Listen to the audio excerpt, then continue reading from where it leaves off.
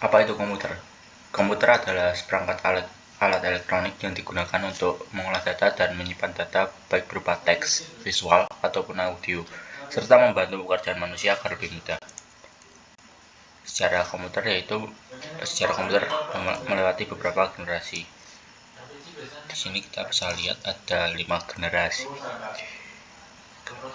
Lanjut, di generasi pertama ada yang namanya ENIAC, Electronic Numerical Integrator and Computer. Sejarah komputer generasi pertama mulai hadir pada tahun 1946 sampai 1956. Ilmuwan yang menggagas konsep pengembangan tersebut adalah Konrad Zuse, seorang insinyur asal Jerman. ENIAC merupakan generasi pertama komputer ENIAC, Electronic Numerical Integrator and Computer, yang dikembangkan tahun 1946 oleh John W. Mauchly dan J. Bresheber Eckert dari Universitas Pennsylvania, merupakan first general purpose electronic computer. Yang kedua ada UNIVAC, Universal Automatic Computer. UNIVAC sudah menggunakan pita magnetik sebagai media input dan outputnya. Merupakan komputer komersial pertama yang dipakai oleh Biro Sensus Amerika Serikat untuk digunakan dalam menghitung sensus penduduk dan sebagai komputer pertama yang dibuat untuk tujuan aplikasi bisnis.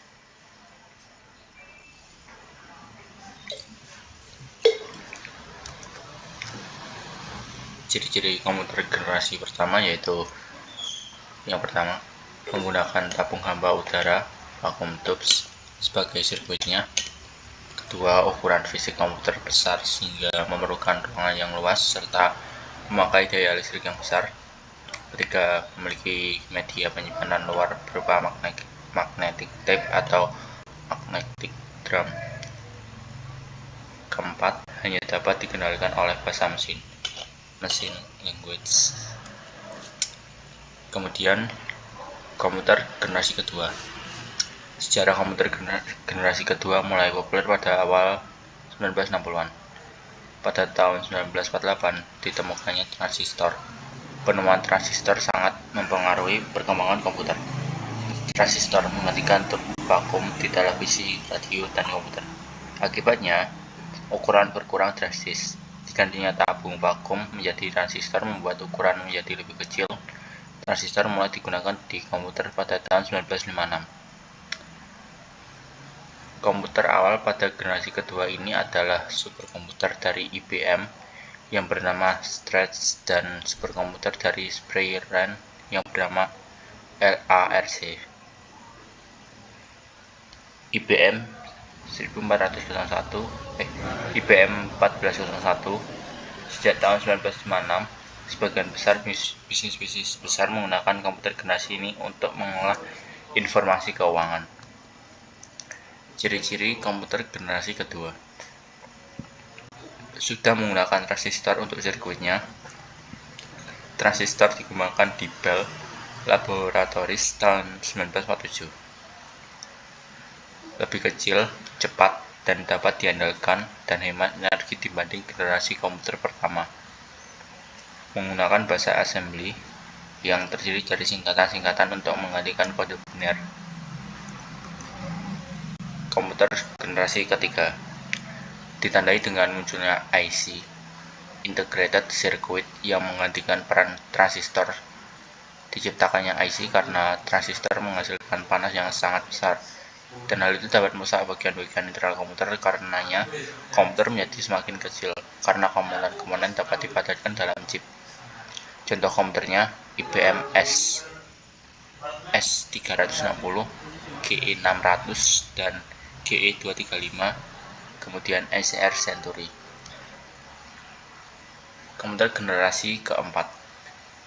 Setelah IC muncul, pengembangan komputer menjadi lebih jelas, yaitu mengecilkan ukuran sirkuit dan komponen-komponen elektronik.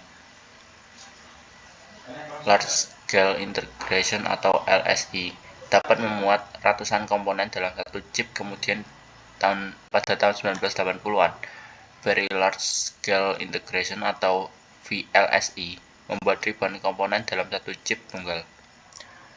Pada tahun 1981, IBM memperkenalkan penggunaan personal komputer (PC) untuk penggunaan di rumah, kantor, dan sekolah. Adapun contoh-contoh komputer yang lahir pada generasi keempat yaitu IBM 370, Apple I, Apple II, dan juga Visual Altair. Ciri-ciri komputer generasi keempat. Mulai dikembangkan komputer mikro yang menggunakan prosesor dengan General Purpose Microprocessor yang dikembangkan oleh Intel 8080. Mulai digunakannya LSI yang merupakan pemadatan beribu-ribu IC dalam sebuah chip. Kemudian dikembangkan menjadi VLSI.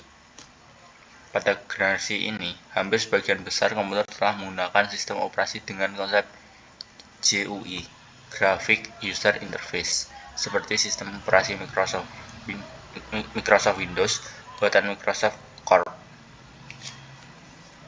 Komputer generasi kelima.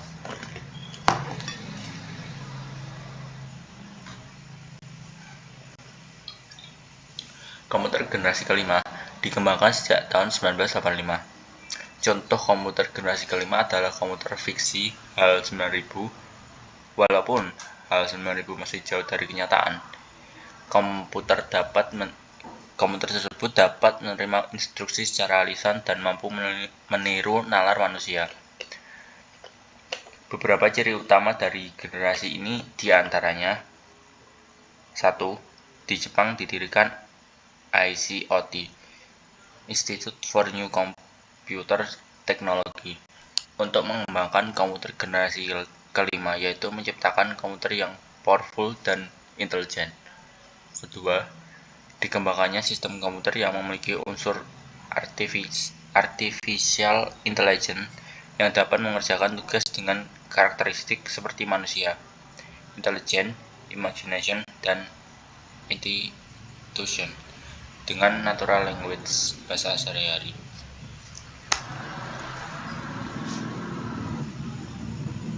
Kemudian kita berlanjut ke sistem komputer. Apa itu sistem komputer?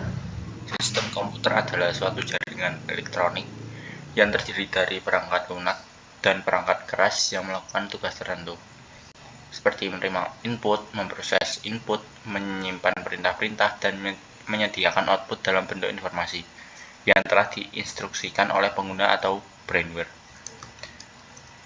Komponen-komponen sistem komputer. Secara umum, komponen pada sistem komputer dibagi menjadi tiga, yaitu hardware, software, dan brainware. Ketiga komponen tersebut masing-masing memiliki peran yang sangat penting dalam mengolah sebuah informasi data. Mereka dituntut harus bekerja beriringan, dan apabila salah satu dari komponen tersebut hilang, maka sistem komputer tidak akan mampu bekerja sebagaimana mestinya. Komponen komputer. Komponen komputer adalah sebuah piranti elektronik yang terdapat di dalam sebuah komputer. Motherboard berfungsi menghubungkan setiap komponen komputer agar bisa saling berkomunikasi satu sama lain.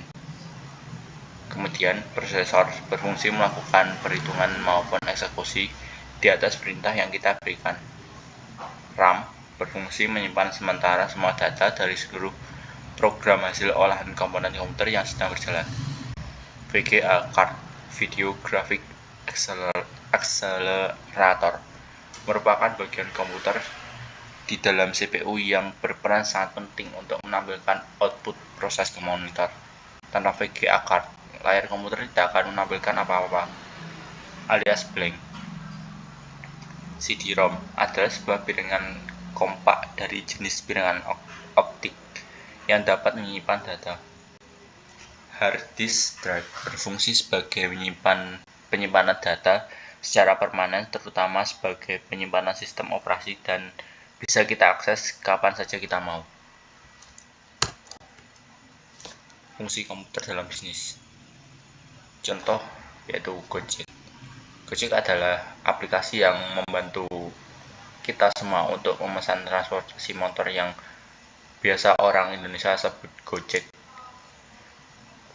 Gojek business model sebenarnya hampir sama dengan platform pemesanan transportasi kendaraan lainnya seperti Grab dan Uber, di mana pengguna dapat memesan transportasi kendaraan dari satu tempat ke tempat lainnya. Kemudian ada internet banking, layanan perbankan yang menggunakan teknologi komunikasi dan informasi seperti mobile banking, SMS banking, dan telepon banking untuk melakukan transaksi, pembayaran, dan transaksi lainnya melalui internet dengan website milik bank yang dilengkapi sistem keamanan. Fungsi komputer dalam bidang pendidikan. Yang pertama, sebagai mencari bahan informasi. Dengan adanya komputer, setiap orang menjadi sangat mudah untuk mencari referensi dalam bidang pendidikan, mencari referensi dari berbagai sumber, dan dapat mengekspor berbagai hal yang bersifat positif. Kedua, untuk media pembelajaran. Dunia pendidikan dapat semakin maju dengan melakukan presentasi menggunakan infocus. Berbeda jika Anda melakukan hal tersebut secara manual, yang tentunya tidak akan tepat untuk memberikan informasi ke seluruh orang. Ketiga, komputer sebagai tempat penyimpanan data. Dapat dengan mudah menyimpan berbagai macam data dalam jumlah banyak namun dengan tempat yang lebih kecil. CPT. Kemudian ada CPT. Kini ujian-ujian sudah tidak menggunakan paper atau kertas, ataupun dengan ditulis di kertas itu jawabannya. Sekarang di sekolah-sekolah sudah menerapkan sistem CPT, Computer Based Test, ujian yang diselenggarakan menggunakan komputer sebagai aksesnya dan memudahkan pengguna. Fungsi komputer dalam bidang pemerintahan. Penggunaan teknologi informasi yang dapat meningkatkan hubungan antara pemerintahan dengan pihak-pihak lain disebut e-government. Penggunaan hubungan ini dapat dibedakan menjadi 3 bentuk, yaitu G2C, Government to Citizen, yaitu hubungan antara pemerintah dengan masyarakat. G2B, Government to Business, yaitu hubungan antara pemerintah dengan pengusaha. G2G, Government to Government, yaitu hubungan antara pemerintah dengan pemerintahan. E-government mengacu pada penggunaan teknologi informasi dan komunikasi oleh pemerintahan, misalnya dengan menggunakan jaringan internet. E-government dapat meningkatkan hubungan antara pemerintah dengan penduduk, pemerintah dengan bisnis, dan kegiatan lainnya.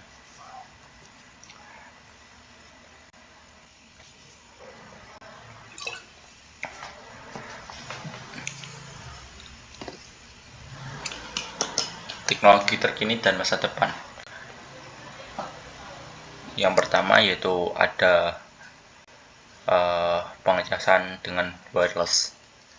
Kelahiran baterai sodium bertepatan dengan perkembangannya teknologi wireless charging.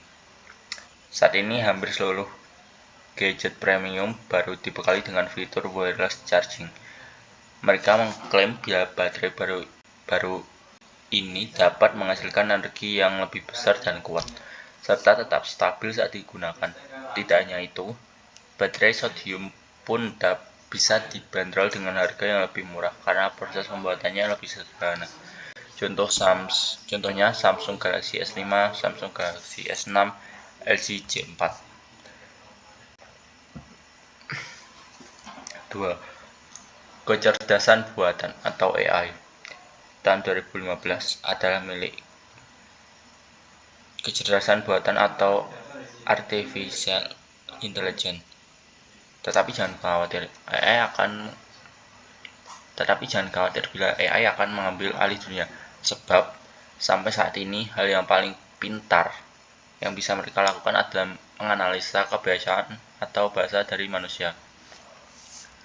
Namun, Microsoft misalnya sudah semakin dekat dengan penciptaan AI dengan kemampuan seperti otak manusia. Bisa dibayangkan seperti saat AI mulai bisa berpikir seperti manusia. AI mulai bisa berpikir seperti manusia. Potensi apa yang bisa dibuka? Seperti menerjemahkan berbagai bahasa di dunia hanya lewat suara. Google juga sudah terjun dalam proyek AI Super lewat salah satu insinyurnya, Demis Hassabis, pria yang juga memimpin perusahaan teknologi DeepMind. DeepMind tersebut sedang berusaha membuat AI yang dapat meniru cara kerja sel saraf pada manusia. 3. Virtual Reality. Virtual reality adalah sebuah teknologi yang membuat pengguna atau user dapat berinteraksi dengan lingkungan yang ada dalam dunia maya yang disimulasikan oleh komputer, sehingga pengguna merasa berada di dalam lingkungan tersebut. Di dalam bahasa Indonesia, virtual reality dikenal dengan istilah realitas maya. Contohnya lukisan virtual reality, film animasi VR, Google Earth VR, penyutradaraan menggunakan VR.